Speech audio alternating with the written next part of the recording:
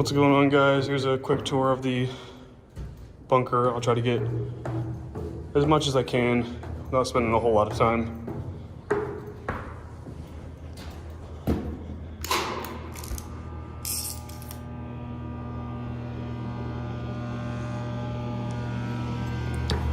We're roughly 60 feet below ground right now. I know a lot of you thought the 1 mile since driven. It's pretty funny.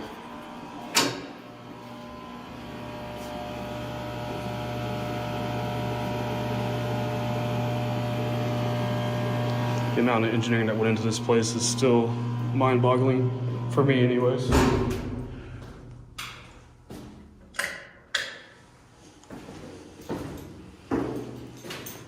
This is the gear and motor setup, control setup for the blast valves. Here's a decontamination shower. Water to this building has been shut off. It's been shut off for several years now. Electricity is still on. Yes, it's still owned and operated by AT&T. It was built under Southwestern Bell, I believe, in the early 60s. The blueprints I have say 62 on them, so, which is about the time they started building all these. This is one of the larger ones though, at 50,000 square feet. Here's the first air handler room, and of course you got all the blast valves back there. I'll give you guys a little close-up of those. Those are pretty neat.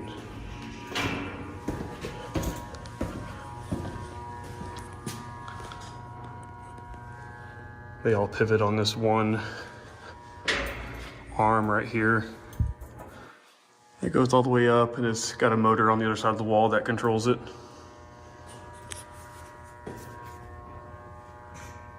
But you can kind of see the details of how it was set up.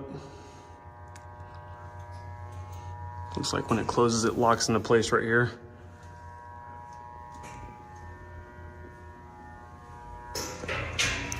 This one is not abandoned. It's far from abandoned. It still has telecom equipment inside, and it still runs, still works. It's obviously no longer a microwave communication place, but it is still a long-range bunker.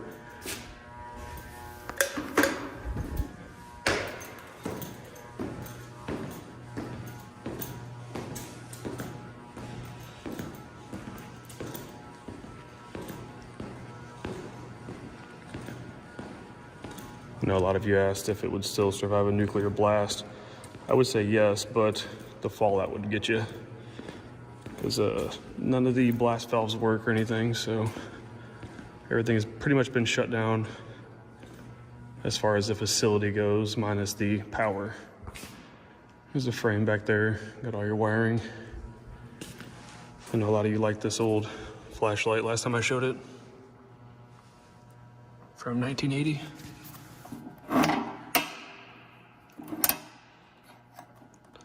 Sorry to disappoint, it does not work. It actually does not have a battery in it at all, so probably a good thing.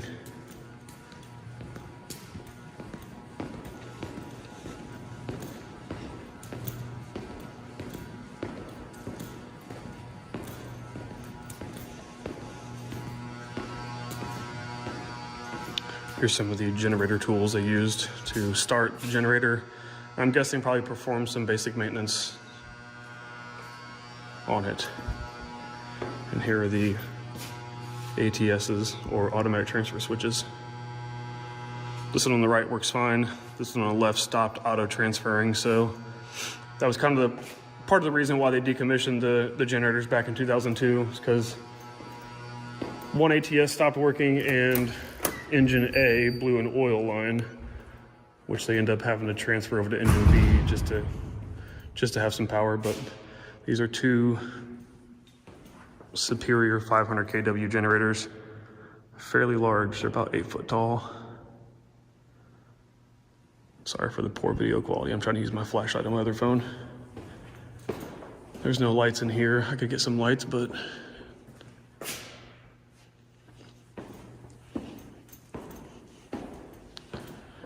and these are the large radiators that went with the generators. And they exhausted out into a shaft on the other side of this wall here. Here's the battery charger for engine A, and the battery charger for engine B, 48 volt battery chargers. And these racks here would be full of batteries to start the engines.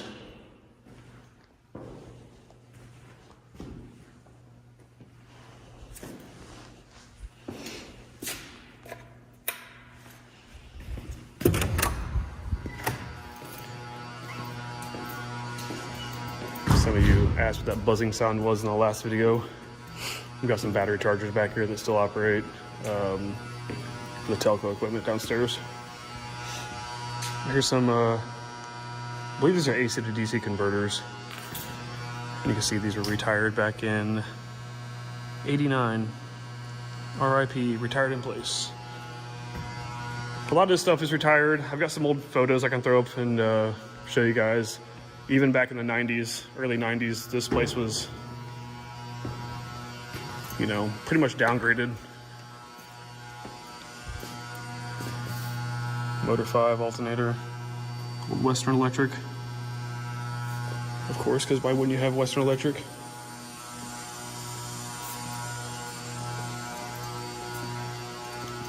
Big mammoth, and you can see my hand size.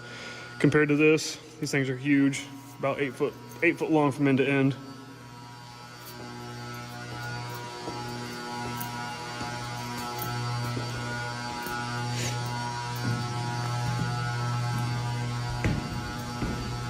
Like I said, you can see all this stuff was retired back in '89.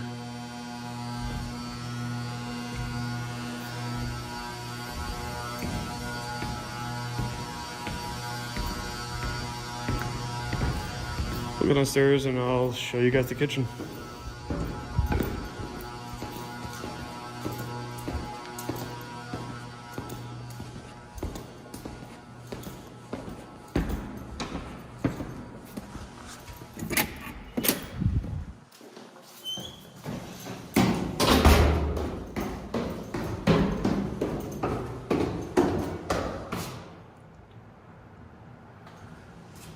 Here's the mezzanine area. It's kind of the middle floor. Here's the kitchen. I know a lot of you guys really like this Ratarange Amana microwave. I'm sure it still works. Don't really want to find out if it does. Still a lot of this hash brown mix and stuff in here. Let's see if I can hold this with one hand. Not even opened. I know somebody mentioned the way Folgers was spelled back then. I'm not sure if it's any different now or not, but it does not look yummy. Some hash browns. It seems like this place was just kind of left. I know there's still quite a few, well, some techs that come here and work on some of the telco equipment, but seems like this place, they just got up and left. Here's the nuclear blast detector.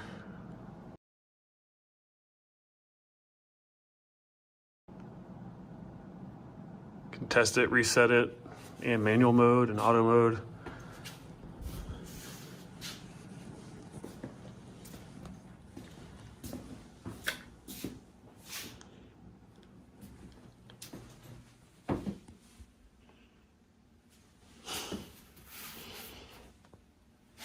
That's kind of cool.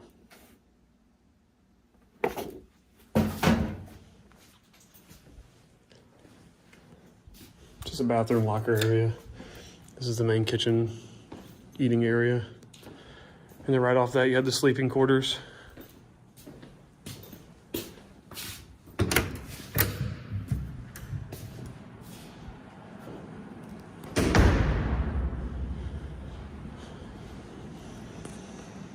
Here's that sign I showed you guys in the last video. Sleeps 38 cots. I'm guessing this was just like the sleeping area, storage area, or maybe that over there may have been the storage area. I'm not really sure. I know this place was manned 24/7 in certain shifts and things like that. Maybe there's some guys that can tell me more about it that have worked for AT&T that were around back then. I know quite a few of you have some stories to tell. That'd be kind of cool to hear. Let's go downstairs to the first floor.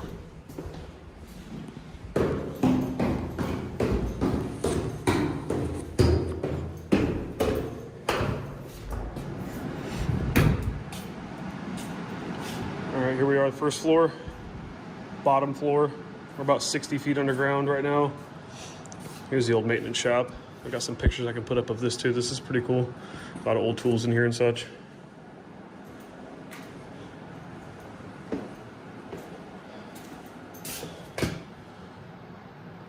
1994. Wouldn't we like some of these prices nowadays?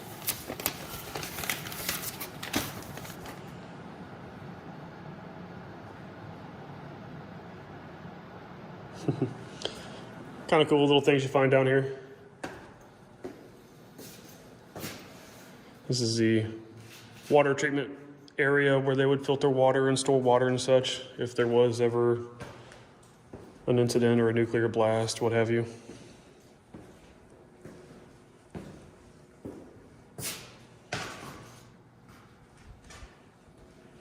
Again, all this stuff has been decommissioned, turned off.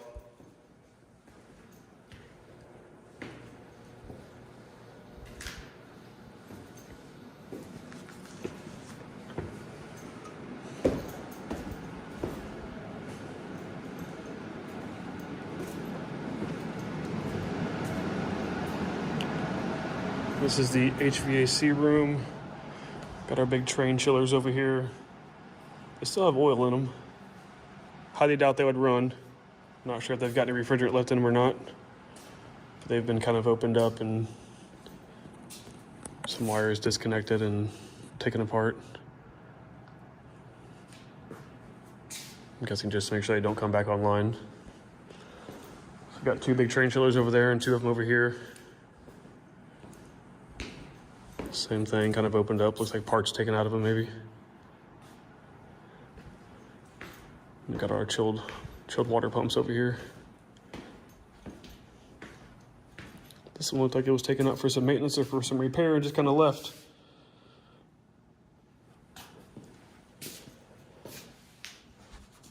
Here's the two air compressors that kind of run the pneumatics in the building and such.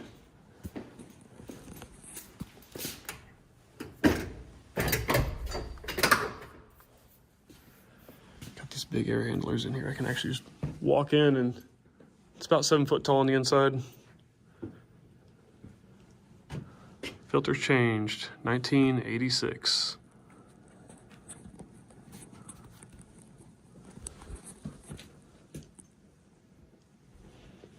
I'm sure these are some certain type of air filter, given that the kind of building it is. I'm sure someone could probably tell me some more information on those.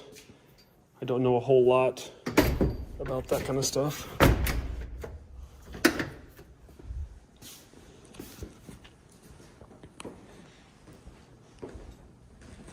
Got our giant fans.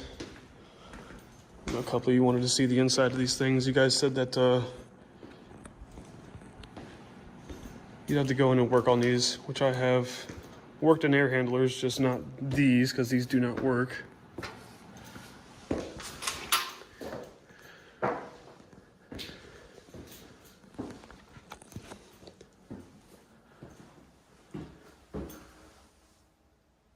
That's a big old carrier bearing.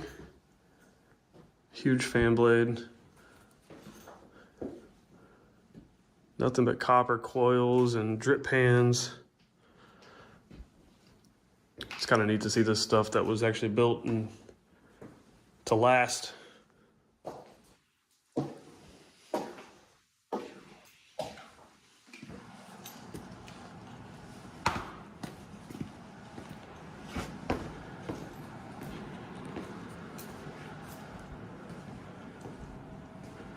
Got all your chilled water valves, piping.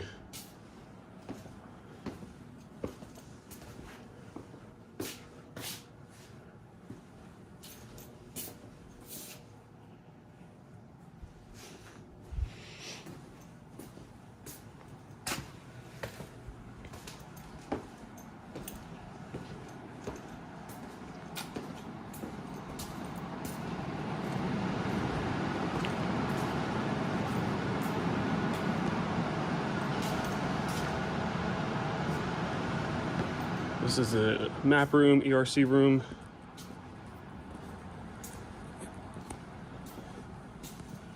I know a lot of you guys are really interested in these teletypes. These things are really neat.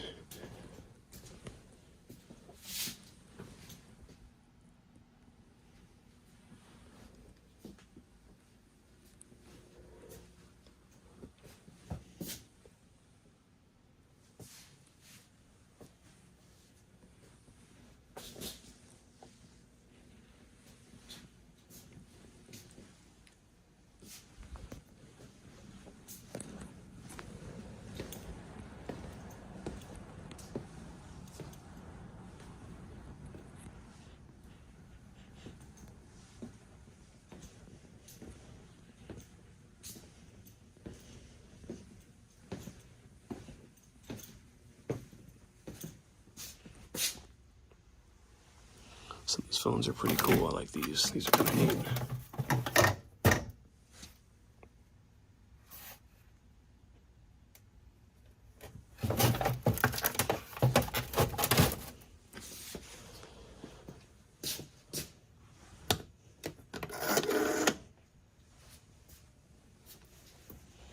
A lot of stuff is just kind of gross, got some mold and stuff on it. So it's not that it's super humid in here right now, but it does need to be cleaned up, and we're actually working on getting the building cleaned up right now. I know a lot of you guys like the Christmas tree. Seems like they just got up and left during Christmas time, is what it seemed like.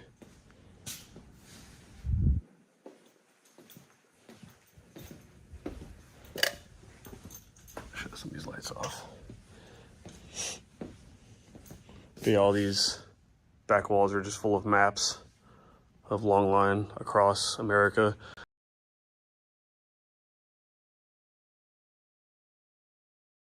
Just kind of general overview, just showing you guys.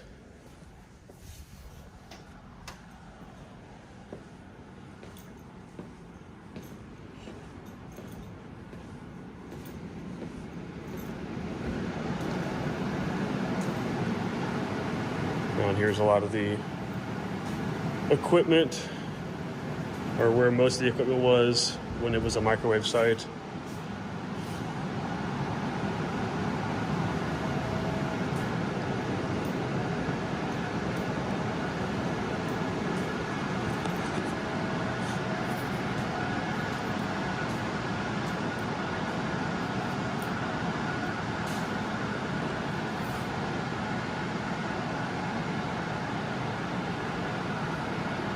And again, I've got some pictures where there's several racks from here all the way back, just from floor to ceiling. It's really cool.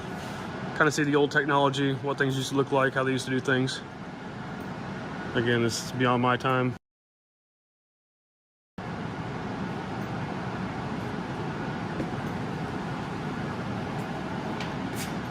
All this stuff that was in pictures that I have is all retired. So it's been retired since at least the 90s. At least 1990 or so.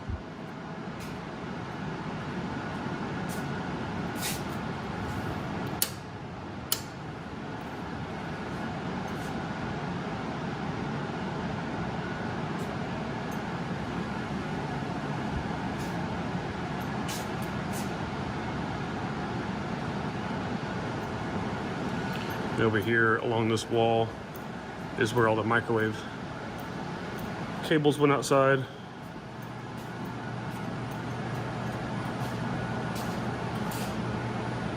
So you've got Motorola up there, Faranon, I don't know how to pronounce it, FM radio, AM radio, temp indicator, and then you got the TD2, which I'm guessing was the main microwave stuff.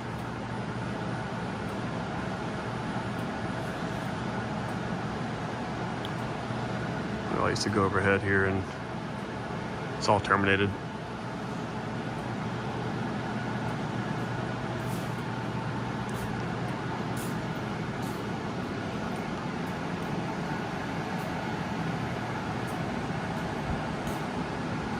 It's definitely an interesting place.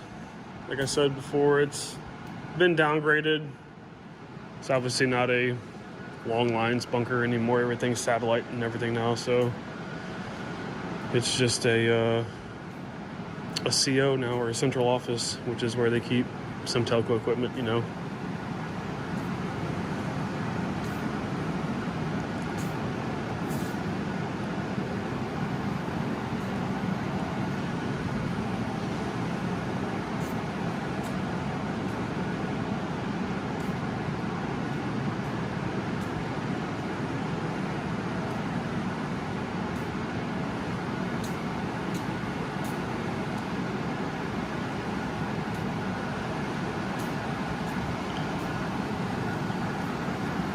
If there's anything you guys want to see up close or pictures of, just let me know. I'll try to edit this video and put some things in if you guys need or want to know about something.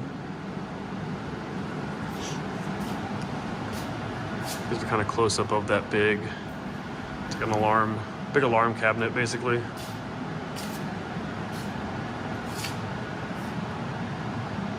Pretty much everything was alarmed.